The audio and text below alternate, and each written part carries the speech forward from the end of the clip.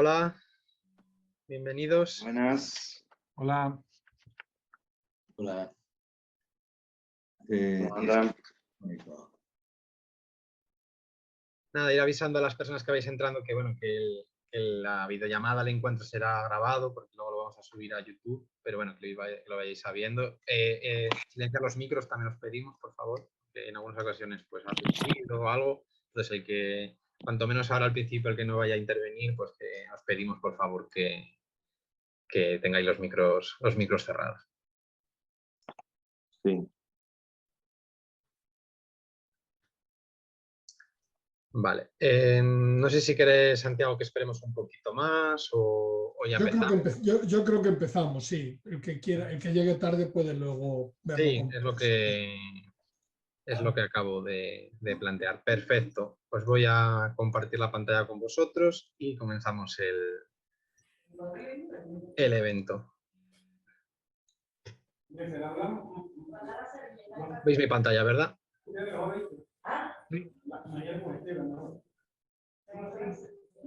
Vale, pues nada, empezamos.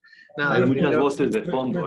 Recuerda sí. que cierren el micrófono. Eso. Sí, por favor. Sí. Yo creo que el hospedador puede incluso Sí, silenciar. creo que ya está, ¿verdad? Ahora sí que no tenemos ningún ruido de fondo y todo perfecto. Vale, pues nada, lo primero, bienvenidos a todos y muchas gracias por asistir a la convocatoria. Mi nombre es Alberto Ramos y soy el secretario técnico de la revista Seminarios. Y hoy comenzamos, como han sabido por la convocatoria, un encuentro con Samuel Fernández, que es autor del estudio publicado en nuestro último número, titulado Abuso de conciencia y libertad cristiana. Con ello, que es lo primero que también queremos decir, es que inauguramos unos encuentros regulares, ¿no? La idea desde la revista es que con cada número podamos hacer un encuentro como este con uno de los artículos, de los estudios que van saliendo por la revista, ¿no? Entonces, lo primero deciros, ¿no? ¿Qué es esto? Que esto va a ser, esperemos, el primero de muchos. Antes de comenzar con el propio encuentro, con el autor y con Santiago, que comenzará a entrevistarlo y a hacer alguna de las preguntas, sí que queremos aprovechar el primer encuentro que tenemos de esta manera, recordando que la revista tiene una página web que podéis visitar y que además venimos ya trabajando desde hace ya casi 2 años en la digitalización del histórico de las revistas, que poco a poco, si habéis podido entrar o habéis entrado alguna vez, poco a poco van pasando las décadas y digamos que ya estamos en comienzo de los 90. Y recordar, por supuesto, que están en acceso abierto y que pueden ser consultadas gratuitamente, ¿no? También queremos deciros que tenemos redes sociales, Twitter, Facebook y el boletín. También queremos deciros que de estas maneras, por ejemplo, cuando subamos el vídeo a YouTube de este propio vídeo, lo vais a poder estar informados y estar al día tanto de este vídeo como de la publicación de nuevos números o como aquellas cosas que os queramos comunicar. Digamos que el boletín tiene una frecuencia mensual más o menos y no molestamos excesivamente. Y nada, dicho esto también, recordaros la propia web de la hermandad y el canal de YouTube, que si queréis, por ejemplo, suscribiros a él, pues en cuanto podamos haremos el vídeo, subiremos este propio vídeo al propio canal. Y nada, dicho esto y un poco de promoción o de visibilidad de la propia revista y del esfuerzo que hace también desde la propia hermandad, de la que agradecemos también el apoyo técnico para hacer este evento, pues voy a dar paso a Santiago Guijarro, que es el director de la revista, el cual va a dar un contexto del propio artículo de Samuel y el que comenzará con la ronda de preguntas, de la que también, por supuesto, os animamos a los presentes a hacer preguntas tanto por escrito como tomando la palabra al final en cuanto termine esta primera ronda de preguntas de Santiago. Y nada, dicho esto, Santiago, te doy la palabra. Muy bien, pues buenas tardes. No sé si se me ve ahora, yo te sigo viendo a ti, Alberto, pero quizá a mí se me ve ahora en la... Un segundito, ahora se te ve más, creo. Ah, muy bien. Ahí Bueno, tienes.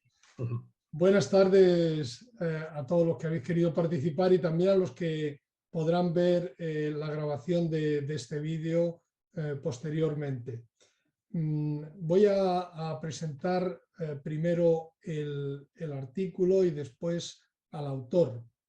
El artículo sobre el que vamos a conversar hoy se sitúa en un proyecto de digamos, un nuevo impulso a la revista Seminarios, que como sabéis es una revista que fue fundada por la Hermandad de Sacerdotes Operarios Diocesanos en la década de los 50 y por tanto pues tiene ya casi 70 años de existencia. En estos 2 últimos años nos han encargado un poco el relanzamiento de esta revista y después de haber reunido al Consejo Asesor y al Consejo de Redacción, pues hicimos una primera programación de 3 números en los que trataríamos diversos aspectos relacionados con el ministerio apostólico. El primero se centró en algunos momentos importantes dentro de la historia en los que se ha dado una situación de reforma del clero. No es exhaustivo, pero refleja bien lo que ha sido esta dinámica de continua reforma del ministerio en la historia de la Iglesia. El segundo número quiso centrarse en algunas dimensiones teológicas, por tanto más de reflexión de fondo de lo que son, digamos, las cuestiones de fondo, la dimensión cristológica, la dimensión eclesiológica, etc. Y el tercer número se quiso centrar en un aspecto a veces muy descuidado, pero que es crucial, que es la vivencia del ministerio apostólico.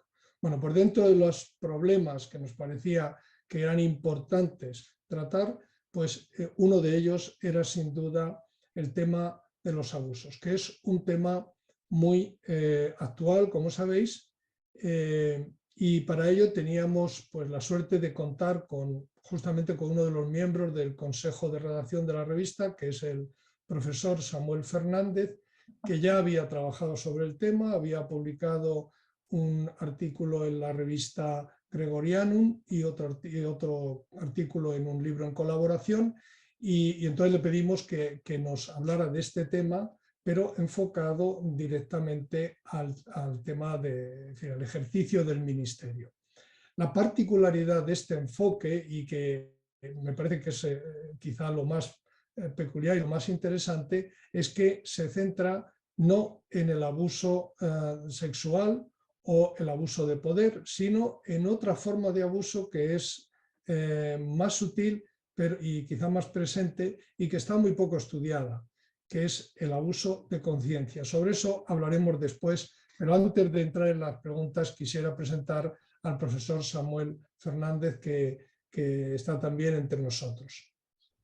Samuel Fernández es chileno, nació en Santiago de Chile y es desde ya hace muchos años profesor en la Facultad de Teología de la Pontificia Universidad Católica de Chile. Sacerdote católico de la diócesis de Santiago, fue ordenado el año 1992 y es doctor en Teología y Ciencias Patrísticas por el Instituto Agustinianum de Roma.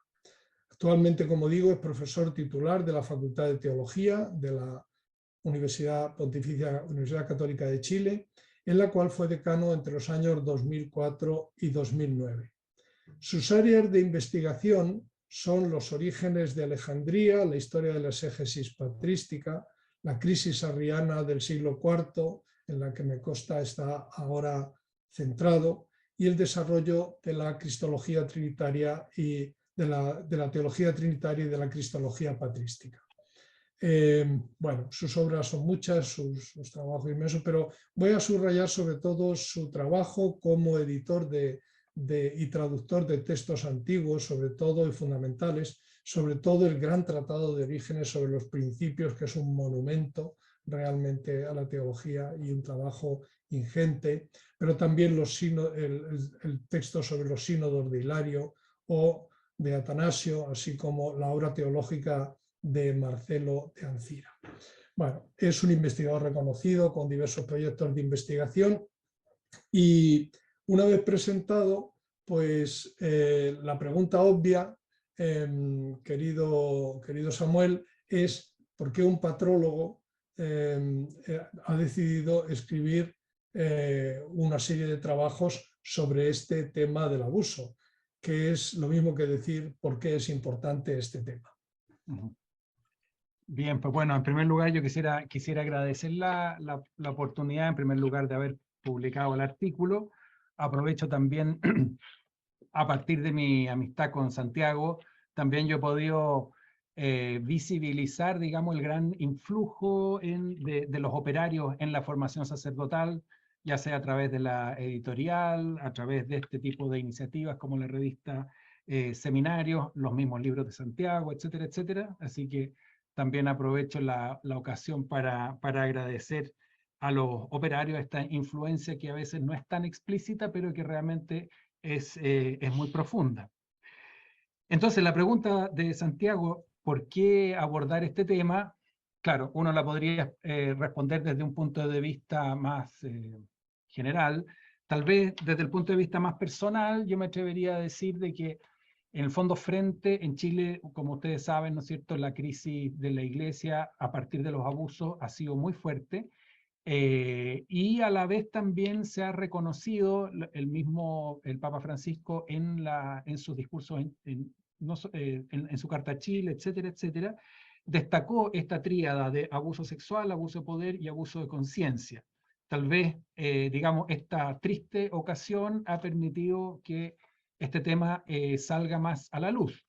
Ahora, a mí me pasó, yo como profesor de teología, sacerdote, pensé que mi manera específica de colaborar con la crisis de la Iglesia era justamente visibilizar un tema particular y aprovechar, ¿no es cierto?, digamos, los hábitos académicos y dedicarlo, ¿no es cierto?, a este tema que me parece que es sumamente importante y, como decía Santiago, está mucho menos estudiado. Yo creo que ahora, en términos más generales, ¿por qué abordar este tema? Yo me atrevería a decir dos cosas. Lo más evidente es que en la crisis del abuso sexual, en el fondo queda clarísimo de que no hay, a no ser de que se trate de menores o violencia, cosas que son menos frecuentes, pero normalmente el abuso sexual, digamos, está posibilitado por el abuso de conciencia, por un abuso de poder. Es decir, no hay de alguna manera el abuso sexual también es una forma de abuso de poder. Entonces, en primer lugar, nosotros podríamos decir es la puerta de entrada para el abuso sexual. Pero, digamos, junto con eso habría que decir que el abuso de conciencia es una clase de abuso muy dañina en sí misma. Es decir, aquí hay una lesión a la dignidad de la persona humana y hay una lesión a los, tal vez, elementos fundamentales de la antropología, ¿no es cierto?, como la libertad, como la conciencia, que son dañados a través de este tipo de abuso. Entonces, aún sin llegar al abuso sexual, el abuso de conciencia en sí mismo es una cosa muy grave. Y desde el punto de vista estrictamente cristiano, desde el punto de vista de la evangelización, es un tipo de abuso que contradice muy radicalmente el evangelio. Y aquí yo creo que hay una trampa, en el fondo, porque efectivamente a veces con técnicas manipulativas y con cierto abuso uno puede lograr que la gente se comporte de tal manera o haga tal cosa, etcétera, etcétera, y aparentemente esas personas, digamos, están llevando una vida evangélica en circunstancias que allí donde no hay auténtica libertad tampoco hay auténtico seguimiento y tampoco hay auténtica virtud, para decirlo en términos muy, muy clásicos, ¿no es cierto? Sin libertad no hay virtud. Y por lo tanto, digamos, allí donde está dañando la libertad hay algo muy, muy grave y es necesario visibilizar, ¿no es cierto? Me tocó leer un artículo hace poco sobre violencia en ámbito de pareja, nada que ver con iglesia ni nada. Y uno de los datos que arrojaba el artículo es que las mujeres que son maltratadas físicamente y las mujeres que son maltratadas verbalmente padecen los mismos niveles de miedo y de angustia. Entonces, nosotros estamos en esto un poquito en la edad de piedra, o sea, tenemos la idea, mira, si no lo tocó, entonces, digamos, es menos grave, ¿cierto? Aquí en Chile, por lo menos, en la legislación allí donde hay maltrato de pareja, claro, si la mujer va a la policía, lo que se hace es constatar lesiones. Pero allí donde hay lesiones, parece como que no hubiese pasado nada y puede haber pasado muchísimo. O sea, digamos, humillar a una persona, quitarle la libertad, maltratarla verbalmente puede ser una lesión muy severa. Entonces, por eso yo creo que es importante pasar, digamos, de esta visión de que el abuso más, digamos, como que este es un abuso menos grave, digamos, es muy importante, hay que dar ese paso. O sea que con esto ya también hemos entrado en lo que es específico del abuso de conciencia. No es un abuso que afecta a la interioridad y, claro, y por eso es necesario hacer una nueva, o sea, un hincapié en esto. Pero ¿cómo podríamos definir de manera más específica el abuso espiritual? Este es un aspecto sobre el que te detienes en tu artículo citando distintas. ¿Cuál dirías tú que es el núcleo de lo que constituye el abuso de conciencia para diferenciarlo del abuso sexual y el abuso de poder? El abuso, digamos, el abuso de conciencia, tal vez lo específico en ámbito religioso, es justamente que la herramienta con que se abusa, la herramienta con que se manipula, es la voluntad de Dios. ¿Deja? O sea, por ejemplo, en una pareja, uno puede manipular al otro con la tuición de los hijos. Si tú no haces lo que yo te digo, tú no volverás a ver a tus hijos, ¿no es cierto? Y ahí, naturalmente, que la herramienta de presión son los hijos. Pero cuando un director espiritual le dice a un dirigido, mira, si tú no me haces caso, tú vas a ser infiel a Dios, y ese director espiritual incluso le puede decir, mira, tú eres plenamente libre, tú puedes hacer lo que quieras. Ahora, si tú quieres ser un cristiano clase A, entonces corta con tu familia. Ahora, si tú quieres ser de esos cristianos mediocres, haz lo que quieras, anda, digamos. Pero yo creo que te hace mal la familia, así que este es mi consejo simplemente. Si tú quieres ser un cristiano radical, y cuando a uno le dicen eso a los 20 años con, digamos, deseos de seguir a Jesús radicalmente, esa herramienta, digamos, es muy, o sea, entra muy profundamente en el corazón de una persona y también es muy engañosa porque a esa persona alguien le agarra el brazo y le dice, oye, ¿cómo dejas que te manipulen? No, me acaban de decir que yo soy libre y que puedo hacer lo que quiero. Digamos, no me han presionado nada, pero con la mirada, mira, ya no te vamos a seguir invitando a estas, digamos, a estas tertulias que tenemos para leer el Evangelio, porque en realidad tú ya eres cristiano clase B, ¿no es cierto?, etcétera, etcétera. Entonces, puede llegar a entrar muy profundamente. Entonces, el abuso se produce precisamente cuando se daña la conciencia, cuando una persona ya no puede decidir por sí misma, y cuando no puede estar a solas delante de Dios, ¿no es cierto? Por los testimonios de víctimas y sobrevivientes de abuso de conciencia, hay gente que dice, claro, yo ya, incluso si estaba solo en la capilla, digamos, tenía la figura del superior, la superiora, el director espiritual, digamos, como ahí dentro, ¿no es cierto? Y en el fondo, mi capacidad de decidir y de distinguir lo bueno de lo malo, ¿no es cierto?, se va perdiendo porque aparece una especie de iluminado que es aquel que verdaderamente conoce la voluntad de Dios. Y como yo quiero ser generoso, entonces, digamos, abro el corazón y dejo que esa persona entre en mí. Una preocupación de nuestra publicación, y yo creo de los participantes también y de tu trabajo, es la relación que puede existir entre este tipo de abuso y el ejercicio del ministerio apostólico de manera específica. Tú lo señalas varias veces en tu trabajo. Entonces, ¿qué relación tiene? ¿Hay algún tipo de relación estructural entre el abuso de conciencia y el clericalismo? O sea, el ejercicio del ministerio de una manera autoritaria, absolutista, etcétera. Sí, yo creo que ciertamente hay una relación, pero es una relación compleja en el sentido de que, digamos, el clericalismo es una forma de abuso, por así decir. Lo radicalmente importante, a mi juicio, no es, digamos, no es el orden sagrado o no, sino que es la calidad de representante de Dios. ¿Fijan? Entonces, ¿qué es lo que sucede? Puede ser un hermano, puede ser una religiosa, puede ser un profesor de religión, es alguien que de alguna manera se reviste de esta representación de Dios. Yo creo que el quicio del problema, el gozne del problema está allí.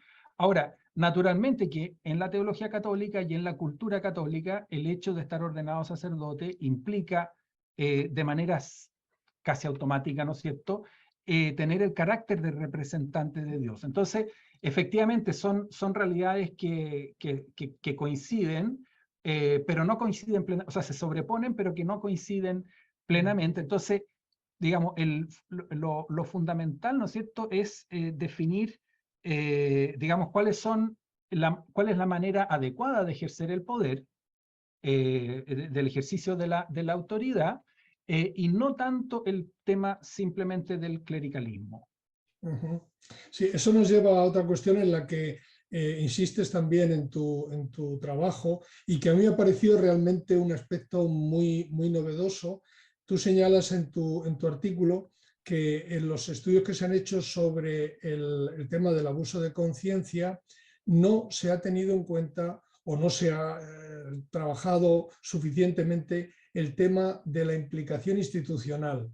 Es decir, probablemente dices porque estos estudios se han hecho sobre grupos diversos, pero tú señalas, yo creo ahí acertadamente, que en el caso de la Iglesia Católica, digamos, el ejercicio de la autoridad espiritual está respaldada institucionalmente y, por tanto, que la institución es responsable en todo caso. Esto es una afirmación muy, muy contundente. Eso quiere decir que en cualquier caso de abuso de conciencia que se haya producido por parte de un representante de la Iglesia, en el caso de la Iglesia Católica estaría implicada, es decir, la autoridad eclesiástica. Por ejemplo, un sacerdote que manifiestamente abusa de la conciencia de sus fieles, digamos, la diócesis, el obispo, serían responsables de ese abuso. Sí, yo sé que este es un tema, digamos, bastante controvertido y que hay posturas distintas. Yo presento aquí la mía. Yo creo que sí. ¿En qué sentido? En el sentido de que, por ejemplo, un líder sectario, él debe construirse su propia, digamos, autoridad, esa aura, etcétera, etcétera, que le permite, digamos, ser influyente en la vida de las personas. Digamos, a mí como sacerdote, un colega me invita, me pide si lo puedo ayudar a una liturgia penitencial, yo me bajo del auto, me pongo la estola, digamos, y una persona me cuenta lo que tal vez nunca le ha contado a su cónyuge, sin conocerme. Entonces, ¿qué es lo que pasa? ¿Por qué me lo cuenta? No porque por características personales mías, porque eso le pasa a cualquier sacerdote, sino que directamente porque yo vengo respaldado. ¿Se fijan? Cuando yo, digamos, en mis primeros años fui párroco también, cuando a uno lo nombran párroco, en mi caso fue el vicario de la zona, y toda la liturgia, ¿qué es lo que indica? Que el vicario dice, este señor es confiable, háganle caso. ¿Cierto? Entonces, en el fondo, ¿qué es lo que sucede? Un niño que va, digamos, un joven, 16, 17, 18 años, ¿no es cierto?, va a una parroquia, etcétera, etcétera, tal vez la familia, digamos, no tiene, como quien dice, baja las barreras precisamente porque es la iglesia. Y por lo tanto, en el fondo, entonces, ¿qué es lo que sucede aun cuando no haya una negligencia culpable o cuando no haya de alguna manera, una complicidad o cosas de ese tipo, efectivamente un representante de la iglesia tiene acceso a las conciencias y tiene acceso a la confianza de las personas precisamente por su investidura.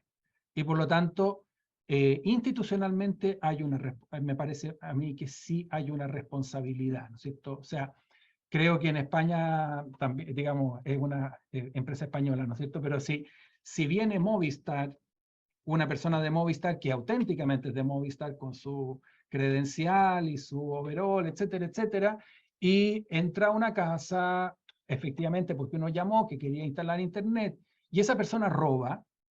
El gerente de Movistar no puede decir simplemente, mire, yo no sabía que era ladrón y tampoco lo mandé a robar. Ahora, auténticamente, pero yo le puedo decir, es que yo le abrí la puerta porque era, digamos, o sea, ustedes le dan un sello de confiabilidad, ¿no es cierto? Y por eso que yo le abrí la puerta. Si hubiese sido un desconocido, yo no le abro la puerta. Entonces, en ese sentido, yo creo que sí hay una responsabilidad institucional en el abuso de conciencia. Y no solamente una responsabilidad aparte post, o sea, después de que se haya producido, sino también una responsabilidad que implica una vigilancia y un cuidado también en la formación y en la vigilancia de cómo se ejerce el ministerio. Claro, yo creo que, digamos, todo, cuando uno ejerce el ministerio o cuando uno de alguna manera tiene una representación, ejerce algún ministerio que de algún modo representa a la iglesia, uno se admira a veces de personas que a uno lo consultan y la voz de uno es muy significativa, puede llegar a ser muy significativa en decisiones de personas, etcétera, etcétera. Entonces, ¿qué es lo que sucede? Antes de decir este señor es confiable, digamos, es necesario estar seguro de eso, ¿cierto? Y por lo tanto, como tú dices, en el fondo, indudablemente que debía haber un seguimiento mayor, una preocupación mayor, ¿no es cierto?, por el modo como se ejerce el ministerio, cómo se ejercita digamos, se ejercita la autoridad, para que efectivamente la autoridad en la iglesia sea un servicio que hace crecer y no, digamos, un factor de abuso. Bueno, y pasando a otro tema, digamos, del problema en sí, centrándonos un poco en las posibles víctimas, en el artículo citas algunos casos y algunos testimonios. ¿Se puede decir que hay un perfil característico de la persona vulnerable al abuso de conciencia? ¿Cómo definiría ese perfil? Bien, eso es un tema sumamente interesante porque yo creo que aquí nosotros necesitamos pasar, por así decirlo, digamos, decirlo de una manera coloquial, de ideas de sobremesa a evidencia científica, ¿no es cierto? Las personas que han estudiado, lo que me ha tocado leer a mí por lo menos, las personas que han estudiado el tema no han dado con un perfil del abusado y tampoco han dado con un perfil del abusador. Porque en el fondo para nuestro ideario un poco romántico, ¿no es cierto? Si los abusadores son gente mala, que digamos que lo único que le interesa son narcisos, etcétera, etcétera, etcétera, con esa figura, lo primero que estamos haciendo es decir, bueno, no es mi caso, digamos, en primer lugar, ¿no es cierto? Las comunidades donde puede haber abuso son así, y así, y así, y así, ¡ay, qué alivio! Porque eso no es mi caso, ¿no es cierto? Y así sucesivamente. Ahora, ¿qué es lo interesante del hecho de que no haya un perfil del abusado? Porque también hay un fenómeno que es muy negativo, que es responsabilizar a la víctima. Mira, en el fondo la víctima es gente débil de carácter, que necesita aferrarse a alguien que le diga qué es lo que tiene que hacer y qué es lo que no tiene que hacer, etcétera, etcétera. Eso puede pasar naturalmente, ¿no es cierto? Pero no es el perfil de la víctima la que define, digamos, el abuso, sino que es, digamos, la invasión de la conciencia la que define el abuso. Ahora, ¿qué es lo que sucede? Lo que hace a una persona vulnerable al abuso es la apertura de corazón.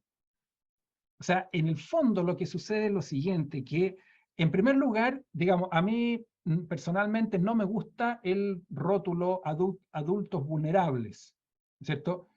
Con todo respeto, ¿no es cierto? La institución vaticana es abuso de menores o protección de menores y de adultos vulnerables.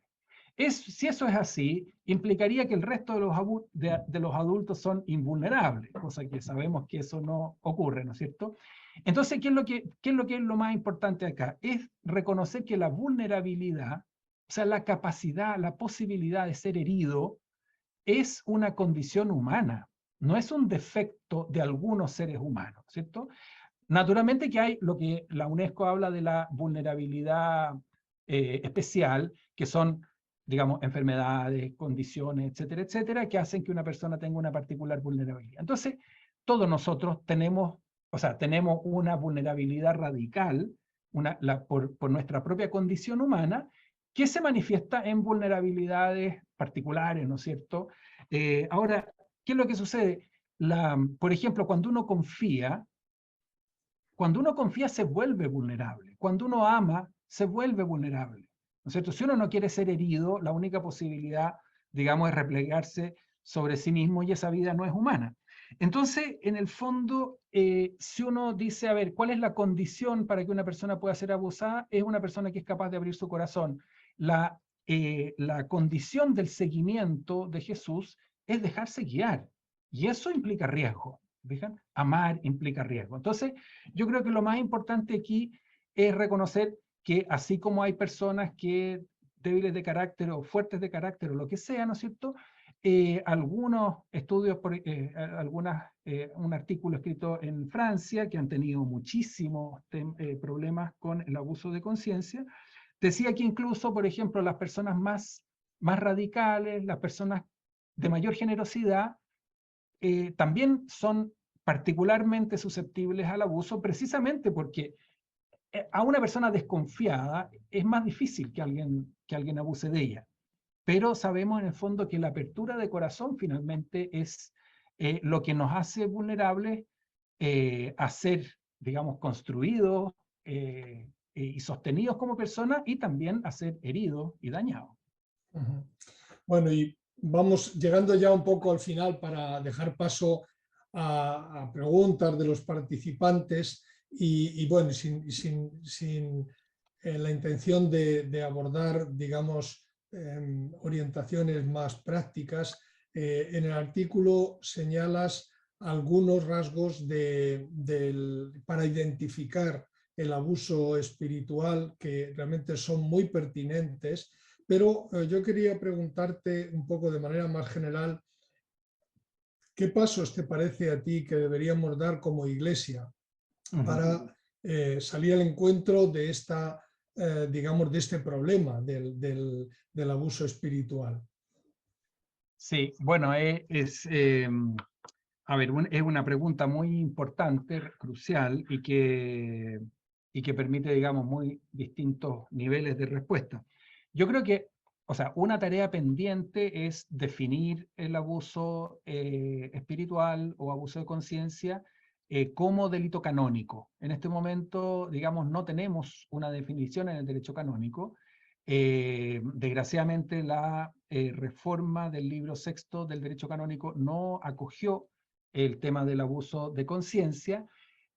Se trata como un tipo de abuso de autoridad, pero que está fundamentalmente vinculado a la potestad de régimen, que en algunos casos se aplica. Es decir, uno podría decir, hay algunos casos de abuso de conciencia que sí están, digamos, aquí y allá en el derecho canónico, pero hay muchos que no. Entonces, habría que...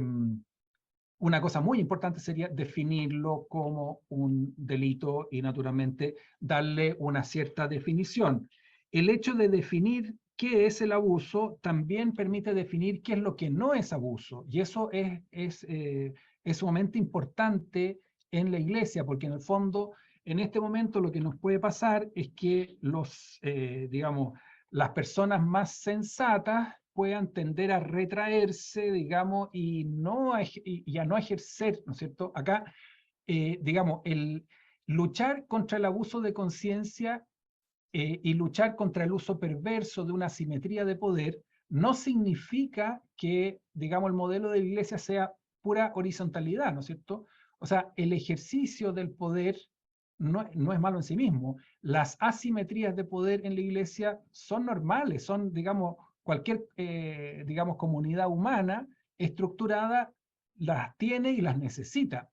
El problema no es la asimetría del poder, sino su uso perverso. El problema no es la autoridad, sino el abuso de autoridad. Entonces, una buena definición permitiría que, digamos, un sacerdote sensato o quien sea, ¿no es cierto?, sepa, digamos, allí dónde puede influir. Estamos llamados a eso, ¿no es cierto? La evangelización tiene que ver con el intercambio y una influencia a las personas.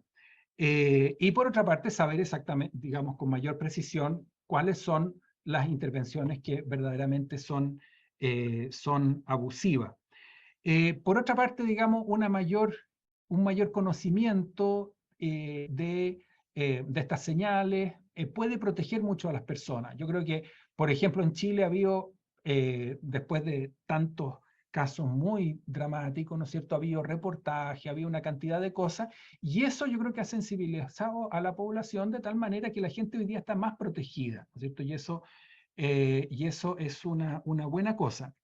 Y la otra cosa también es, y aquí, digamos, nuevamente voy a entrar en un tema conflictivo, es que no solamente hay individuos abusadores, ¿no es cierto?, sino que también hay estructuras que son abusivas.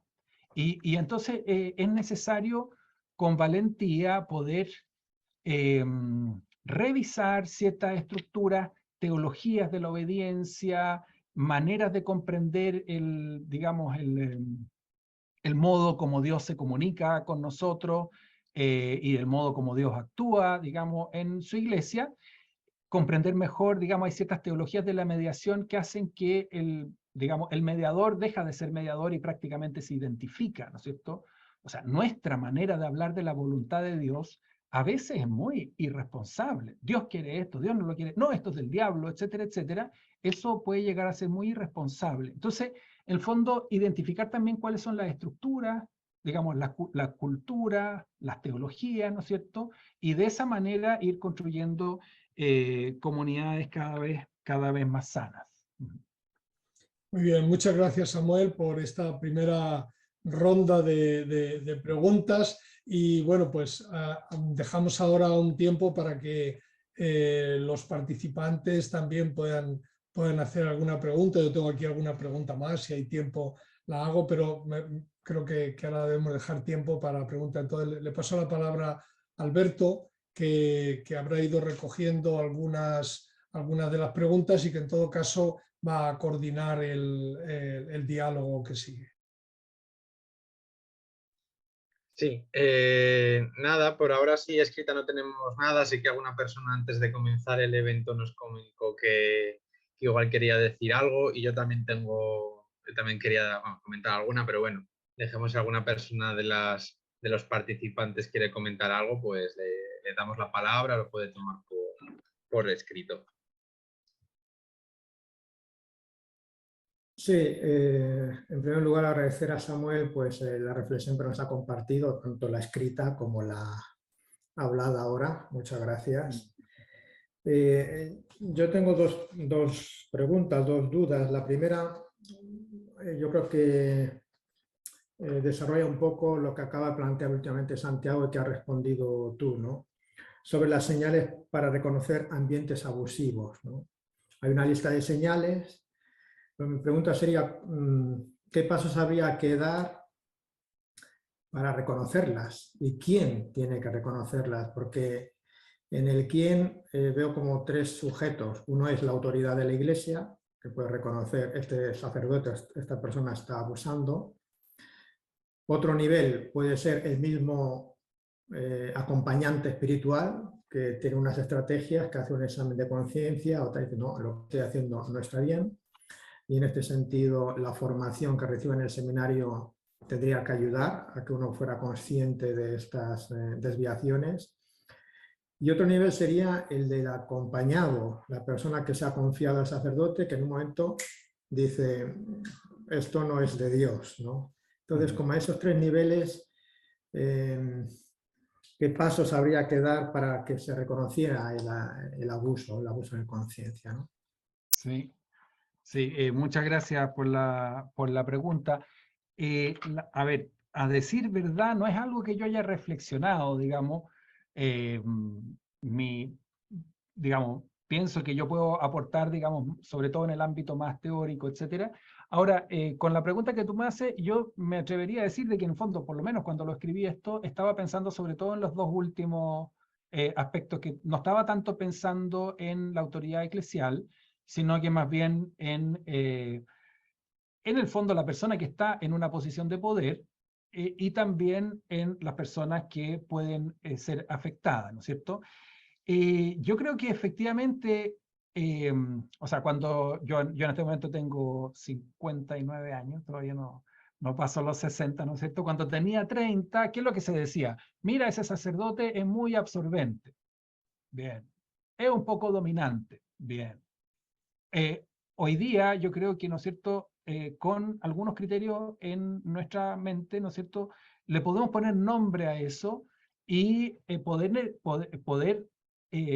por así decir, valorizar, digamos, el grado de daño que puede acarrear alguna de estas situaciones. Entonces, yo creo que, por una parte, es muy importante que en la cultura católica, o sea, siempre está, digamos, el ámbito del derecho canónico, está el ámbito más institucional, estrictamente tal, y también hay una cosa como de la cultura católica, ¿no es cierto? ¿Cuáles son las vidas de santos que nosotros leemos? Hay una cantidad de cosas que pueden llegar a ser muy abusivas, pero nosotros tenemos, digamos, a partir de estas señales, yo creo que por una parte los mismos fieles, digamos, pueden quedar más protegidos, puede sonarle una campanita cuando, digamos, hay algo que está sonando mal.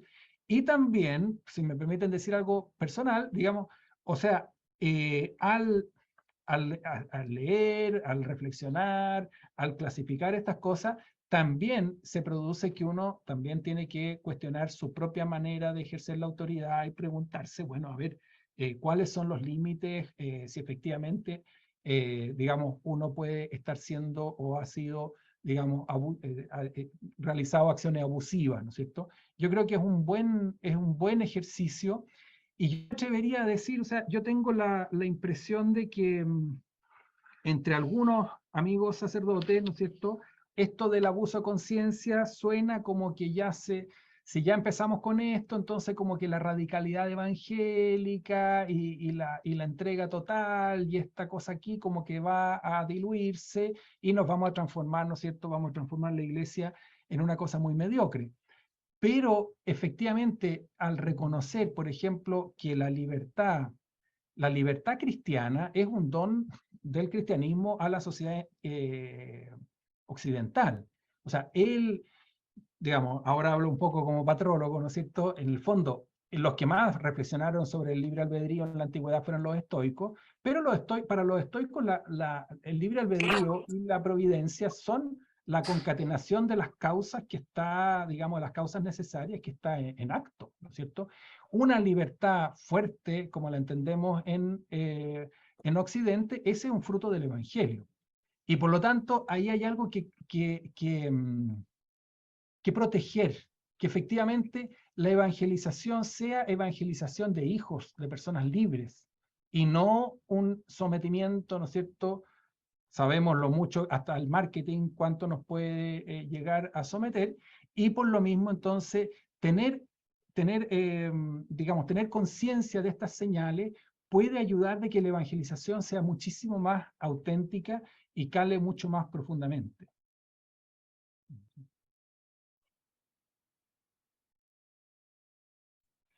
Muchas gracias.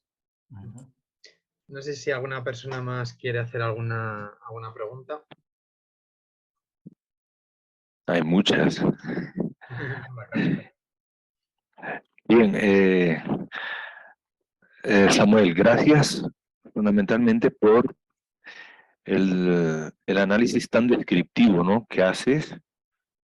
No me imaginé que fueras patrólogo, pensé que fueras teólogo, psicólogo o algo, pero patrólogo no me pasó por la cabeza. Y me ha gustado fundamentalmente el análisis del concepto de vulnerabilidad, porque en todo lo que he escuchado y leído sobre el tema, es la primera vez que lo veo. La verdad me resulta para mí lo más novedoso de esto que nos has presentado.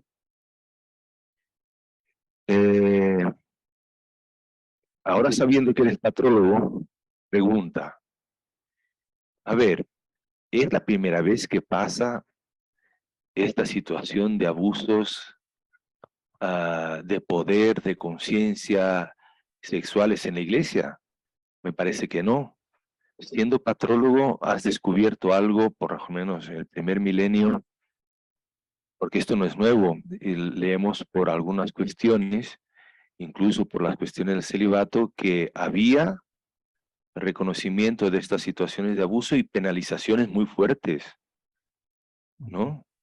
Creo que lo vi una vez, si no me equivoco, en el informe de abusos de la Iglesia australiana, alguna referencia histórica. ¿Tienes alguna referencia de esto? Sería la primera pregunta, ¿no? Y después, de todo lo que describes acá, me preguntaba, el hecho de que estemos en la iglesia preocupados con este tema, que estadísticamente representa el tema del abuso en la iglesia, en la sociedad, no llega al 1%, o en algunos casos, algunas estadísticas que he visto, llega al 3-4%. Pero es un tema que tiene que ser tratado obligatoriamente porque es, digamos, indicador profético o de referencia para el resto de la sociedad. Por eso que dijiste ahora, ¿no? De que la libertad de la persona es uno de los valores que hemos aportado desde la fe al mundo de hoy, por lo menos eso. Sí, a ver, sobre la primera pregunta, yo también me la hago y no tengo una respuesta todavía, digamos, elaborada.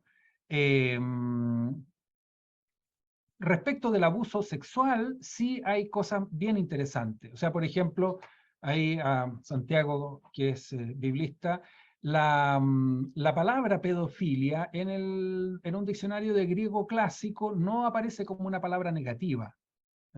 Los cristianos inventaron una palabra, corrupción de menores, que es nueva, digamos, o sea, crearon un neologismo para diferenciarse, ¿no es cierto? E incluso en algunas versiones, digamos, lo citan como que estuviera dentro de los 10 mandamientos. Entonces, en el fondo hay una cosa bien interesante de que el cristianismo reaccionó contra la pedofilia, incluso creando una palabra que fuera, digamos, evidentemente negativa, como corrupción de menores, ¿cierto? Entonces, ahí nosotros sí podemos hacer un recorrido.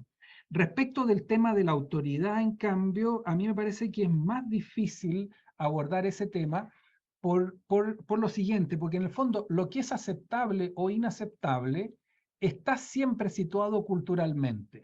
No digo que no haya límites, ¿no es cierto? Pero sí está situado culturalmente. Entonces, por ejemplo, que los padres escojan digamos, el cónyuge de sus hijos, que algunos siglos atrás era aceptable y no era abusivo, ¿no es cierto? Hoy día se experimenta como algo completamente abusivo. Entonces, en el fondo, esos límites que están situados culturalmente siempre, digamos, nos resulta difícil, digamos, estudiarlo a través de las fuentes que a veces lo que nos reportan son cosas que no, digamos, con sensibilidades distintas, etcétera, etcétera. Entonces, yo creo que es un tema al cual a mí me gustaría dedicarle algún tiempo, ¿no es cierto?, de investigación, pero que, digamos, es difícil de agarrar.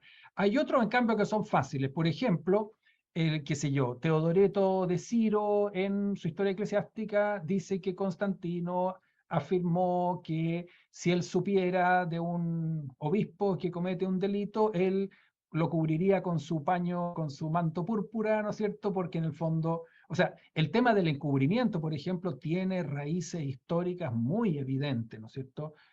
Sobre todo, digamos, en el giro constantiniano del siglo IV, en que, por ejemplo, el clero quedó exento de los tribunales civiles, una cantidad de cosas así, y todo este tema de la reputación de la iglesia por sobre, digamos, el bien digamos, de los seres humanos, ¿no es cierto? Entonces, hay temas que sí son posibles de rastrear históricamente. El del abuso de conciencia, abuso de autoridad, sí, yo creo que hay datos, pero yo creo que, digamos, metodológicamente es mucho más desafiante. respecto del tema de por qué la Iglesia tiene que preocuparse de esto en cuanto al tema de los porcentajes, ahí el tema de los porcentajes tiene, digamos, en el fondo, el tema de los porcentajes lo primero que nos dice es que en el fondo acá hay un problema en la sociedad que es enormemente grave, ¿no es cierto?, que daña a muchísimas personas y que realmente es un tema de salud pública, por decirlo menos, ¿no es cierto? O sea, en el fondo, acá nosotros tenemos un tema muy grande. Ahora, si nosotros, tú dijiste 1% o 3%, pongamos 2%, ¿ya? Para ser ecuánime, ¿no es cierto? Yo no sé exactamente, digamos, cuál es el... En Chile, digamos, por una encuesta que hicimos en la Universidad Católica, da como el 1,8%, algo así, del abuso sexual, tiene que ver, digamos, con el clero. Ahora, para los que son buenos para los números, en Chile el clero es el 0,07% de la población. Si el 0,07% de la población es responsable del 1,8% de los abusos, en el fondo hay una proporción tremendamente más alta, ¿no es cierto? Entonces, eso es muy preocupante.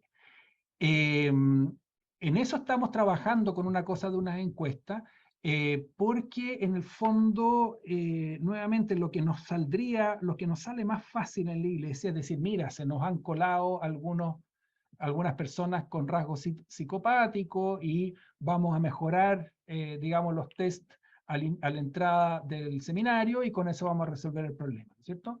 Pero aquí, digamos, si la prevalencia entre clérigos es muchísimo más alta, pero muchísimo más alta que en el promedio de la población, nosotros tenemos que preguntarnos, a ver, ¿cuáles son las condiciones estructurales, institucionales, que hacen que, o sea, que favorecen que se den estos abusos, ¿no es cierto? Y por lo mismo, entonces, nuestra visión no puede, o sea, debe preocuparse, ¿no es cierto?, de la sanidad de los individuos, pero debe también preocuparse mucho de la estructura. Aquí nos pasamos un poquito al abuso sexual, pero bueno, es un paréntesis. Otro dato también es que esto lo escuché, no son datos chilenos, creo que son de Estados Unidos, pero tampoco tómenme demasiado en serio con pero la idea fundamental sí es correcta, ¿no es cierto? Que las personas, digamos, en el abuso sexual infantil, los agresores, fuera de, digamos, el promedio de los agresores, comete su primera agresión alrededor de los 20, 22 años. En el clero eso se da alrededor de los 40 años. Entonces, en el fondo es posible, digamos, ese dato indicaría que no se trata de personas enfermas, ¿no es cierto? Porque si hubiesen sido, digamos, enfermas, digamos, comienzan las agresiones mucho más, digamos, con el promedio de la gente. Son condiciones institucionales, sentirse dueño de las personas, no sé, ¿no es cierto? Eso habrá que estudiarlo. Pero en el fondo lo importante es que nosotros no solamente tenemos muchos problemas individuales, sino que también tenemos que abordar la cultura, digamos, que hay detrás del sacerdocio y ciertas cosas, digamos, institucionales, incluso ciertas teologías que justifican, ¿no es cierto?, un ejercicio abusivo de la autoridad. Gracias, Samuel. Veo dos manos levantadas. Creo que Jesús había levantado un poquito antes la mano. También veo a Ariel con otra pregunta, que te voy a dar pasos a ti, Jesús. Y espérate, creo un momentito. A ver. Ahí sí. Ahora. Ok. Sí. Bueno, yo creo que todos nosotros agradecemos a Samuel por abordar este tema tan nuevo, tan espinoso, ¿verdad? Y que pues nos crea un poco de expectativa y dolor, sobre todo porque, bueno, es una realidad que es dura, que es difícil. Pero yo a lo mejor tengo unas afirmaciones y una sola pregunta, ¿no? Pero yo creo que se ha abordado ciertos temas con respecto a la psicología en la nueva ratio fundamentales para los seminarios, ¿no? Y a las casas de formación, pero indudablemente como nos damos cuenta, depende del país, depende de la situación, pues van tomando modelos formativos distintos y lamentablemente pues muchos van por caminos distintos. Y este tema no se aborda con claridad. Incluso dentro del seminario no hay una materia sobre el acompañamiento espiritual ni nada de esto. Esto es un tema que es totalmente nuevo y que pues creo que vale la pena seguir profundizando y estudiando, ¿no? Pero yo creo que más allá de todo esto, nosotros tenemos que velar por la prevención. Y si sabemos que hay esta situación, ¿no? Yo creo que el seminario debe tomar en cuenta estos elementos, pero también el clero, porque a veces solamente la formación, o sea, pensar que la formación permanente es solamente unas 2 horas de medio retiro, o simplemente darle un tema administrativo o cualquier otra cosa, ¿verdad? Yo creo que estos son elementos importantes. Mi pregunta va hacia esto, ¿no? Porque hay empresas, hay colegios que constantemente, ¿verdad?, cuidan la salud de sus empleados y hacen exámenes psicológicos, mandan exámenes de salud, o sea, todo esto. Y parece que en el clero esto es inexistente, o sea, no es necesario.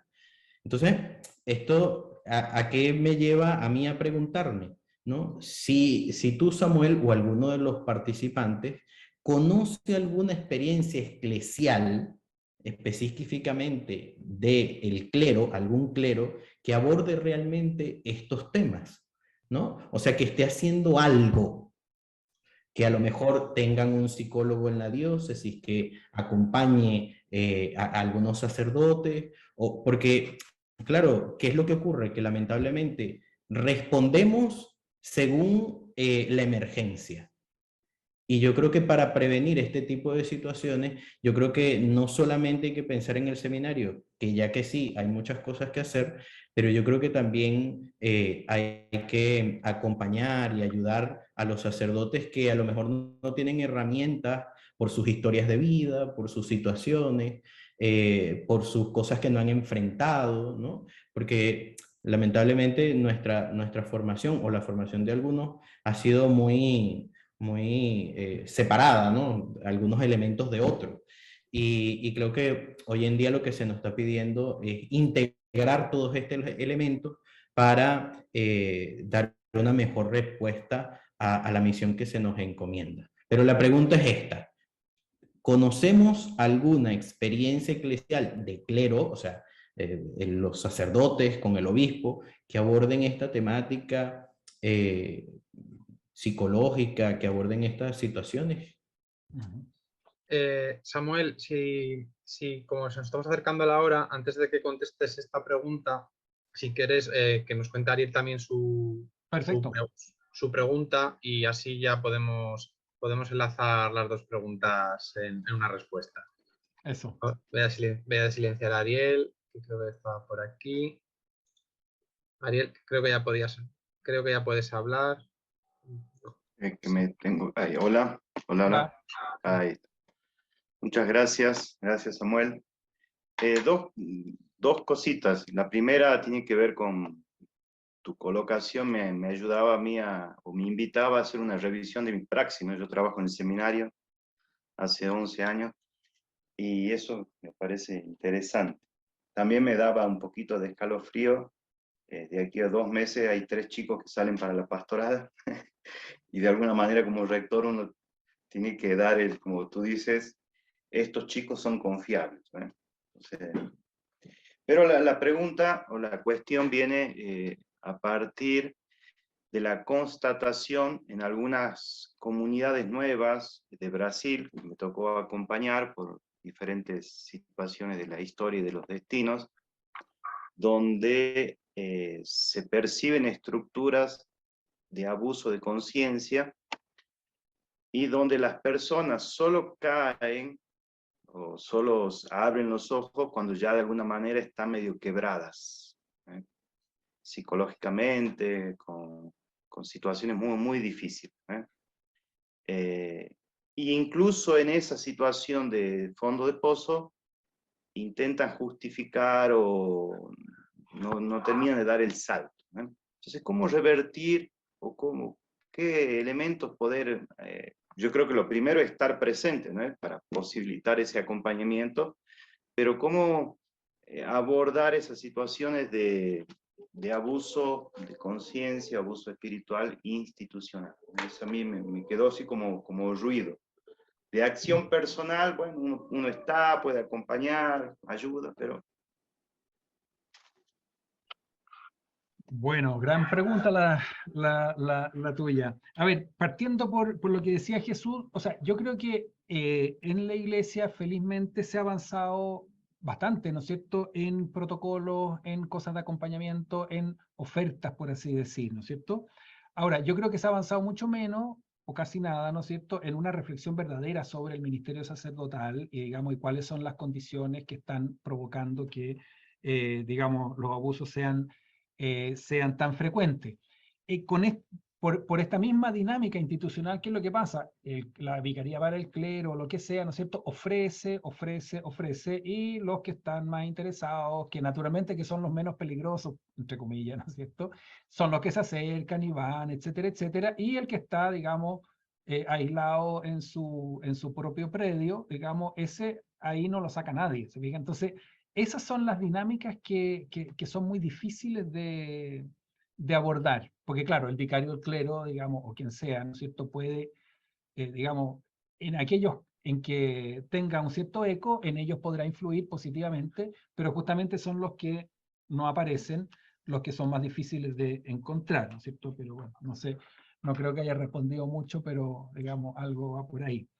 Y la pregunta de Ariel yo creo que es una pregunta muy importante y yo la formularía de la siguiente manera, ¿no es cierto? ¿Cómo defender la libertad sin pasar por encima de ella? ¿No es cierto? O sea, ese es el gran problema. Ahora, yo creo que, porque efectivamente, digamos, hay grupos, tú mencionabas un grupo en Brasil, yo me imagino, digamos, en qué estarás pensando, y si estás pensando en el mismo, estamos totalmente de acuerdo, ¿no es cierto?, en que hay cuestiones institucionales serias, graves, que digamos, que no es simplemente, digamos, que en la institución se coló una persona, sino que la institución misma, ¿no es cierto?, tiene una estructura abusiva. Yo creo que en esos casos es muy difícil, digamos, intervenir desde fuera y sobre todo yo creo que nosotros tendríamos, voy a dar una respuesta un poco de profesor de teología, que es lo que soy yo, ¿no es cierto? Naturalmente que no es la única perspectiva, pero una cosa es que yo creo que tenemos un déficit en la teología de la creación. O sea, digamos, parece como que lo sobrenatural fuera lo único, respetar la razón. O sea, ¿qué es lo que pasa? Nosotros tenemos muchas vidas de santos en que los santos renuncian a la razón y tienen fe ciega, cosa que el Vaticano I condenaría, pero en las vidas de santos eso no se condena, ¿no es cierto? La razón siempre aparece como sinónimo de mediocridad, ¿no es cierto? La gente que empieza a argumentar, ¿no es cierto? El que argumenta, digamos, es un cristiano mediocre. El otro se lanza, ¿no es cierto? Etcétera, etcétera. Entonces, en primer lugar, nosotros tenemos un déficit en la teología de la creación que nos hace apreciar poco la naturaleza humana. Y la naturaleza humana es un don de Dios. La libertad humana es un don de Dios, la razón humana es un don de Dios, y la fe también es un don de Dios, ¿no es cierto? Pero o sea, normalmente cuando tenemos fe y razón, nos parece que es más piadoso renunciar a la razón y adherir a la fe que lo contrario, ¿no es cierto? Entonces, yo creo que ahí hay un tema importante.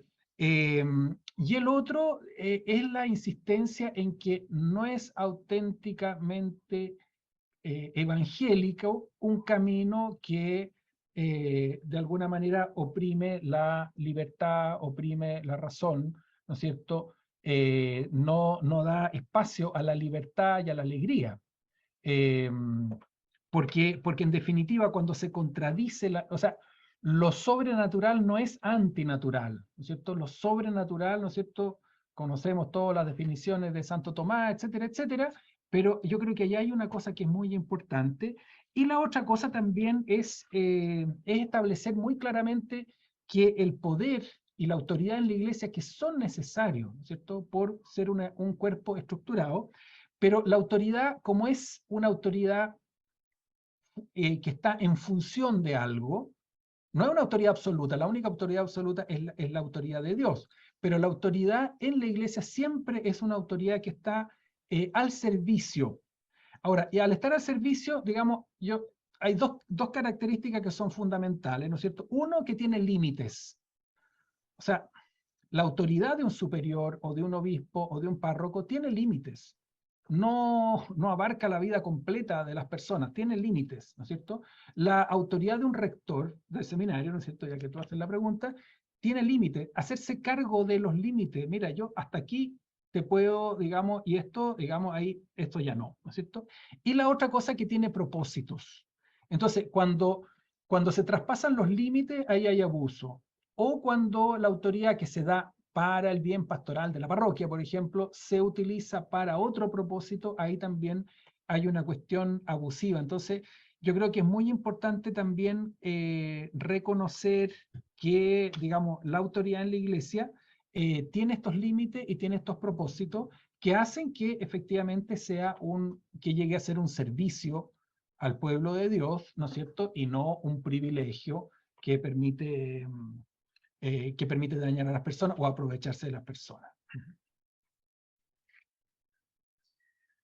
Muchas gracias, Samuel. Bueno, ya hemos cumplido la hora del evento. Yo creo que bueno, ya hemos hecho un gran análisis. Bueno, recordamos a los que no lo sepáis, bueno, que por supuesto en la página de la revista, el que no haya podido leer el artículo, pues lo puede cogerlo con todavía más ganas y con toda esta explicación que hemos tenido durante toda esta hora y bueno, por supuesto que os lo recomendamos. No sé si quieres, Santiago, decir alguna, o por supuesto, Samuel, si queréis decir algo más antes de despedirnos. De mi parte, solo agradecer pues en primer lugar a Samuel que haya escrito el artículo y sobre todo que haya compartido con nosotros, bueno, pues esta visión afinada de la cuestión que creo que nos ayuda a todos un poco a enfocarla un poco de manera más adecuada. También quiero agradecer a Alberto y a Manuel que han coordinado todo este evento y también pues a Carlos que lo ha promovido, en fin, y a todos los que en el futuro pues puedan ver este